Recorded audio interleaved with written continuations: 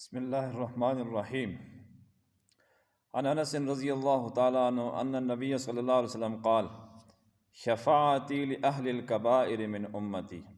حضرت انس رضی اللہ تعالیٰ عنہ سے روایت ہے، وہ فرماتے ہیں کہ جناب نبی کریم صلی اللہ علیہ وسلم نے ارشاد فرمایا کہ میری شفاعت میری امت کے ان لوگوں کے حق میں ہوگی جو کبیرہ گناہوں کے مرتکب ہوئے ہوں گے۔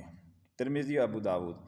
اسی حدیث کو ابن ماجہ نے بجائے حضرت انس کے حضرت جابر رضی اللہ تعالیٰ عنہ سے روایت کیا ہے۔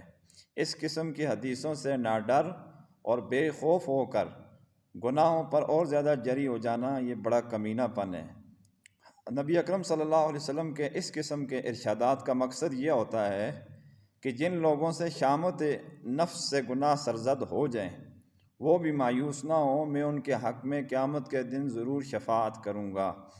اس لیے وہ شفاعت کا استحقاق پیدا کرنے کے لیے اللہ تعالیٰ کے ساتھ اپنی بندگی کے تعلق کو اور میرے امتی ہونے کے تعلق کو درست کرنے کی فکر کریں۔ اللہ تبارک و تعالیٰ ہم سب کو نبی کریم صلی اللہ علیہ وسلم کی شفاعت نصیب فرمائے اور اعمال صالحہ کی، خاص طور پر نماز روزے کی اور اسی طرح نبی کریم صلی اللہ علیہ وسلم کی سنتوں کی پابندی کرنے کی توفیق عطا فرمائے۔ وآخر دعوانا الحمد للہ رب العالمین۔